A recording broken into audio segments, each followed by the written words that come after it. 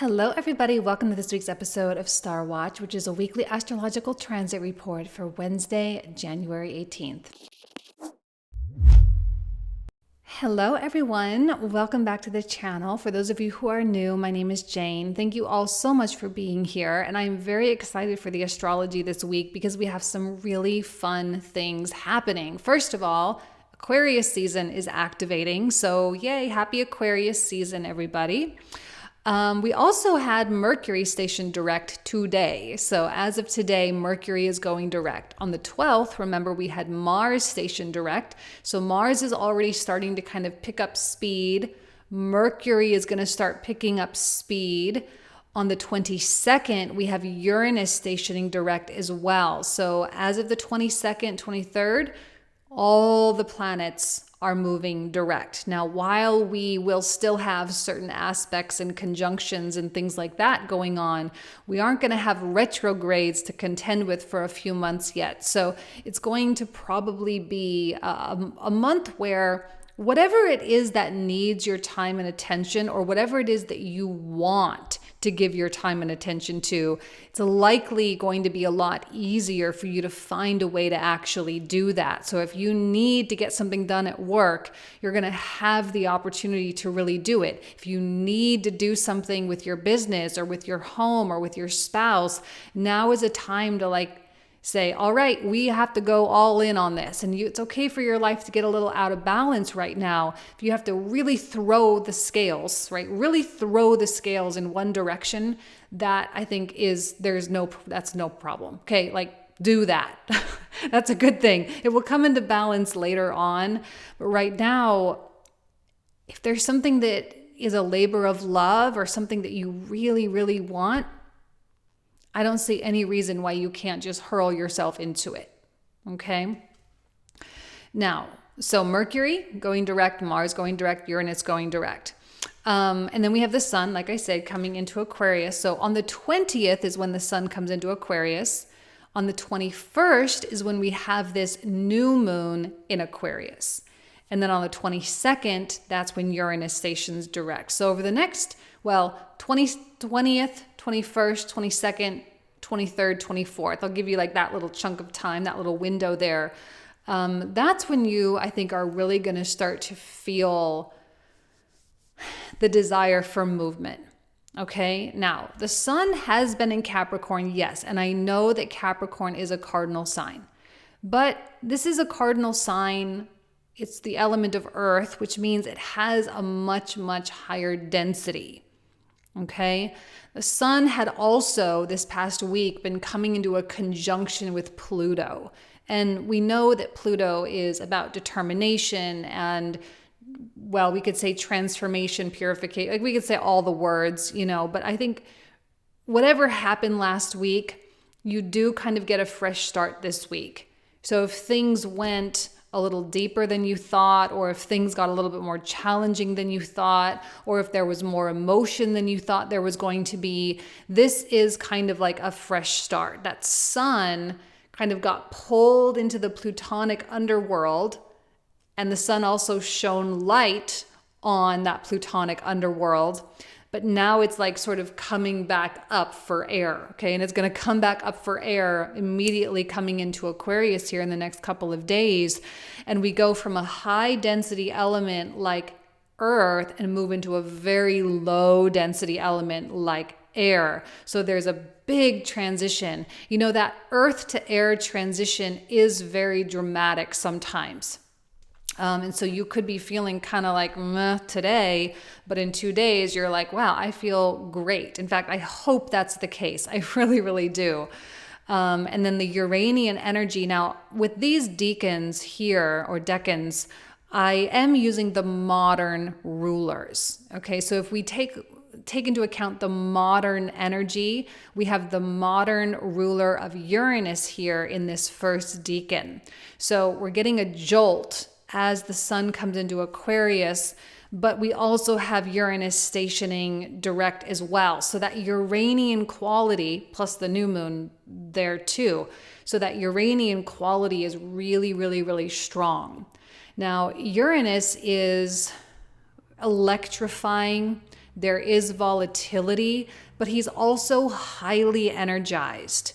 If you have been struggling with your energy levels the past few days, or even past few, maybe throughout the whole of Capricorn season, maybe, if you have been struggling with your energy levels, I really hope that when this transition occurs, that your energy does start to pick back up. We just had a few things kind of working against us throughout Capricorn season, and Capricorn is kind of a little bit more challenging in and of itself because of its, its nature. We also had Mars, we had Mercury, that whole thing. So it wasn't the easiest Capricorn season. Hopefully nothing bad happened for you guys though, but it just was kind of like, it was kind of heavy to get through. But we're moving into a much lighter environment, not to mention that Venus, she's moving at a pretty good rate right now as well. She's moving fast. So she's going to be coming into this conjunction with Saturn, and then she's going to be moving on into her sign of exaltation in Pisces as well. So this is kind of like really keeping us aligned with our values and the things that we truly feel are the most important in our lives, keeping us in tune with our priorities in a really, really big way. And Saturn is saying, okay, I understand that you are prioritizing this, but you are also needing to set up a structure to support it as well. There's a disciplinary quality. You have to have the discipline to set up the foundation so that this exponential growth that you're hoping to experience can happen. I kind of like the Venus-Saturn conjunction a lot, because while Venus can still have her romantic notions, Saturn still keeps it very real, and it keeps her committed to things, right? There's a lot of promise here with this aspect. The promises you made to yourself, the promises you made to your spouse, the promises you made to your bank account, right? Whatever the case is, the promises that you made. And you're now being called to uphold those promises. Chances are those promises are requiring you to go past your known world, right? We are all having to stretch beyond our comfort zones right now. And we're all being challenged to see our own lives in a different way or through a different lens. What I really love about the Aquarian archetype actually is the detachment, right? It's that this is the first time in all of the zodiac, right? This, like, Aquarius does rule detachment. So it's the first time when the sun comes through this sign, the first time in its path through the zodiac, that it has that opportunity to really like come up out of itself and watch itself experiencing life, and watch itself experiencing the emotion and experiencing the physicality of things. So if you can consciously tap into that witness or that observer up here, and to also realize that the soul that is up here, the soul, the spirit, the consciousness, it does have like a sense of limitlessness. It does feel that whatever crazy thing or delusional thing that you think is crazy or delusional, your higher self is like, that's not crazy or delusional at all. Let's go for it. It's very positive up here. It's very excited and enthusiastic, and it's very adventurous and curious up here. It's the lower self that has the fear and all of that. So when the sun comes up and we have that new moon here, if we can consciously tap into that higher level, probably our fear won't be as significant when we are taking ourselves out of our comfort zone.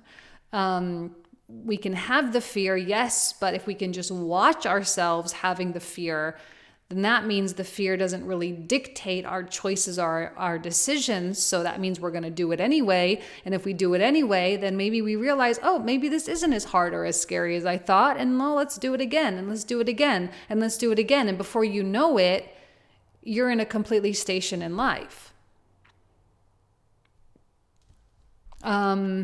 this is really setting something off. This is like the starter's pistol right here, this new moon of the new year. Starter's pistol, boom, the sound goes off.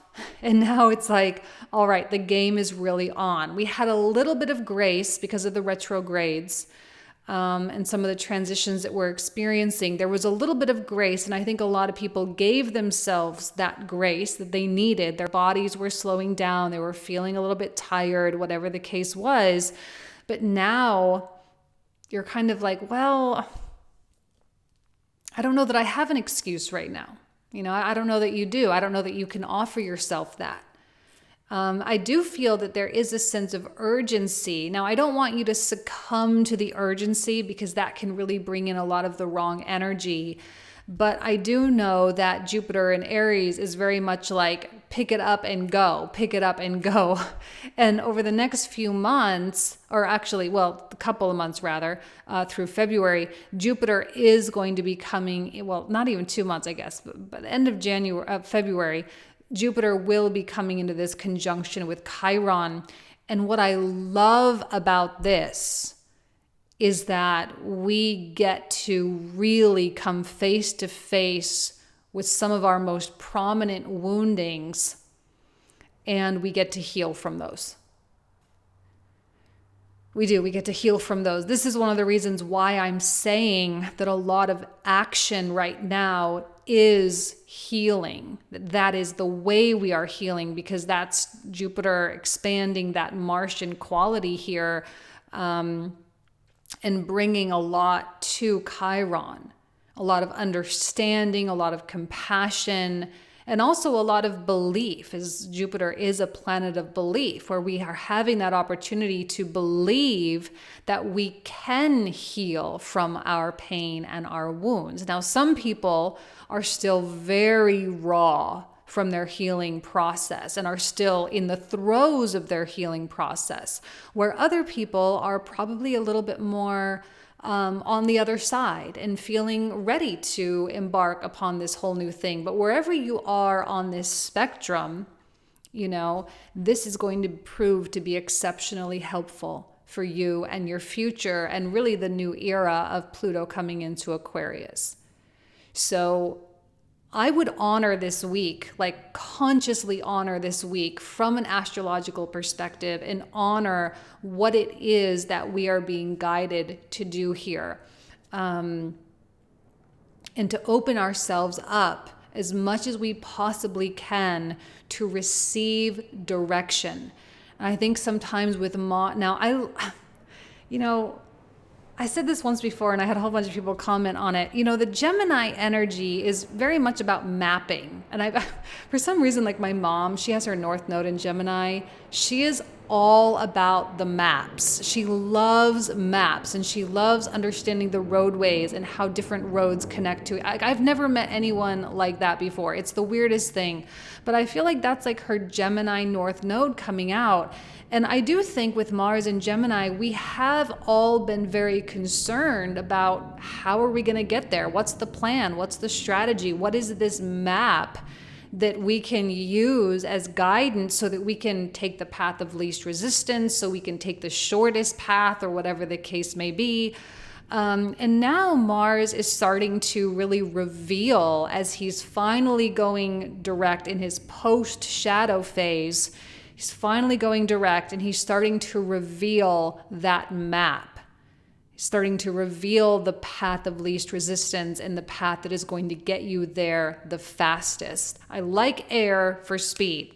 Air and speed go very well together, and sometimes we need that. Sometimes we need things to just go faster, right? Sometimes it's really hard to hear that things are going to take years. It's going to be very dense. Like, we don't like to hear those things as human beings, especially not in like this type of culture where it's like, come on, let's go. Let's build it. Let's make the money. Let's go. Let's fall in love. Let's get married. Let's go do this. Let's go do that, right? Sometimes we got to hold off on that. But right now, I don't think we should be holding off. I think we should be, to some degree, like let's go. Like, let's make it happen. Let's do this. Let's do this before that energy goes away, because at some point there's going to be another retrograde. Saturn's going to come into Pisces, right? And it's going to be a little bit more dense there. It's just going to get weird and wonky. So like, while it's clear, let's take advantage of it. And I hope that you do. I really do, because whatever your goals are, you have the astrological support to make massive strides, like really, really big strides, to take big leaps, really big ones. Let's not forget that this is a super new moon as well. I forgot to mention that, which means it is closer to the earth. So this new moon and the next one in Pisces also going to be a super new moon. So the initiation quality, or the manifestation quality of the new moon, is even that much more potent. Okay? It's going to be a good week though. And I think for the rest of January, things should hopefully continue to improve. Okay? All right, you guys. Thank you so much. I love you. Have a great week, and I will talk to you very, very soon.